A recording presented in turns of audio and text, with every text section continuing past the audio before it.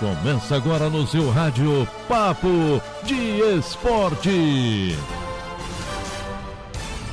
Mais uma semana começando, ótimo mês de maio para você. Vamos juntos com as principais notícias do final de semana, que teve Carioca, Paulista e muito mais. A gente começa em São Paulo, onde teve clássico empatado, tabu mantido e o Palmeiras ganhando sobrevida no Paulista. Corinthians e São Paulo empataram em 2-2. O Santos ficou no 1-1 com o Bragantino e o Palmeiras venceu fora de casa o Santo André por 1-0. Desta forma, no grupo A, o Corinthians, já classificado, lidera com 22 pontos e a Inter de Limeira tem 12 em segundo.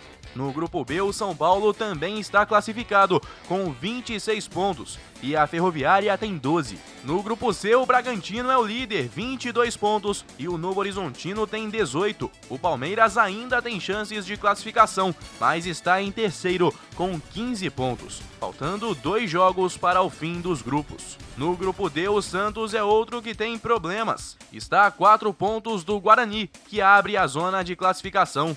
O Peixe tem 10 pontos, o Guarani em segundo tem 14 e o Mirassol na primeira colocação tem 17 pontos. Falei de tabu porque no clássico entre Corinthians e São Paulo, a história se manteve e o tricolor paulista nunca venceu o Corinthians na Neoquímica Arena. Mudando de assunto para falar sobre surf, o Brasil terá 6 atletas nas oitavas de final da 4ª etapa do Mundial de Surf da WSL, em Margaret River, na Austrália.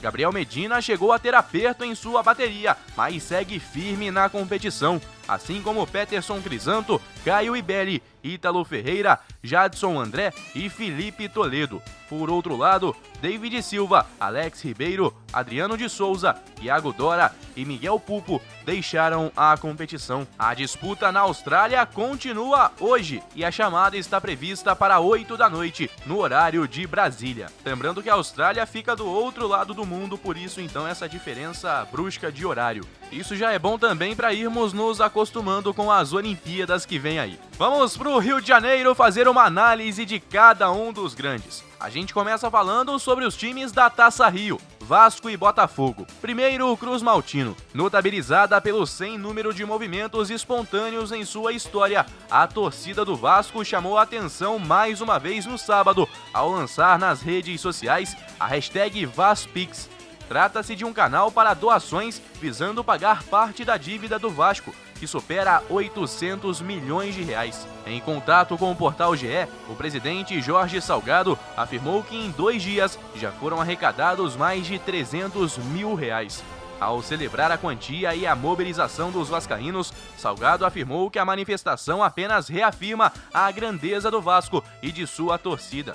O presidente destacou também que o clube fará uma prestação de contas a fim de destrinchar as doações. Na última sexta, durante coletiva de apresentação do balanço patrimonial do clube, Jorge Salgado já havia afirmado que torcedores vinham acenando com a possibilidade de participar de campanhas com o objetivo de ajudar o Vasco. Mais uma vez, um belo exemplo da torcida vascaína, que abraça o time e joga junto, e criou então a hashtag VasPix, arrecadando mais de 300 mil em 2 dias. No final de semana, o Vasco jogou com o time reserva e perdeu por 1-0 para o Madureira. Falando sobre o Botafogo, problemas dentro e fora de campo. O alvinegro, que não tem vantagem do empate para avançar à final da Taça Rio, está a cerca de 20 dias da abertura da Série B. Apresenta ainda muitos problemas, que ficaram nítidos no empate em 0-0 em casa com o Nova Iguaçu.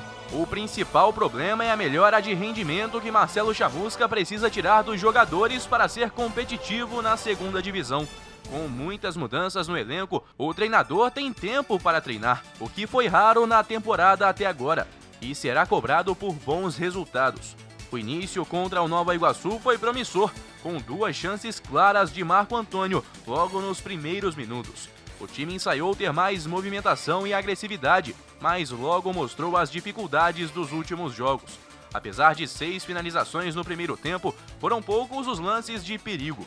O time pareceu estático em alguns momentos e Chamusca precisou cobrar movimentação e toques rápidos dos jogadores. Esses e outros problemas então que o Botafogo tem aí poucos dias para consertar, para corrigir e começar a Série B com o pé direito no final de maio. Seguimos para falar agora sobre as semifinais do Campeonato Carioca, que dos grandes tem apenas Flamengo e Fluminense brigando por uma vaga na decisão.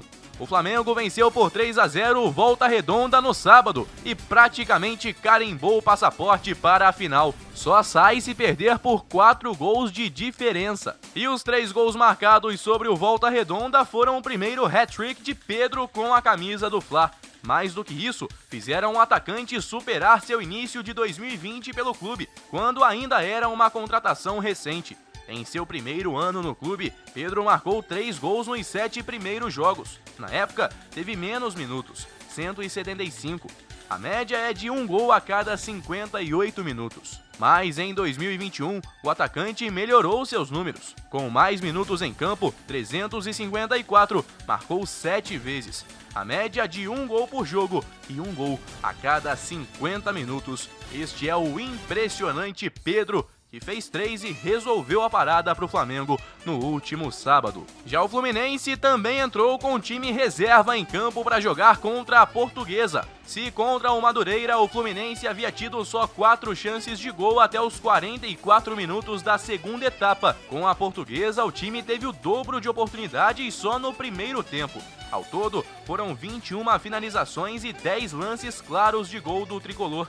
Um volume ofensivo que não se traduziu no placar, de 1-1, mas que deixa uma boa impressão, levando em consideração o estado ruim do gramado e por ter sido diante da melhor defesa do campeonato, agora com 9 gols sofridos em 12 partidas. O tricolor, assim como o Flamengo, entrou em campo com time alternativo por conta da Libertadores neste meio de semana. E no próximo domingo joga no Maracanã, tentando garantir a sua vaga para a decisão do estadual. Pode vir um Fla-Flu pela frente, será? A gente vai seguir acompanhando aí as emoções finais do Cariocão 2021. Até amanhã, um abraço, Guilherme Faria, para a Rádio Conselheiro FM, em todas as plataformas.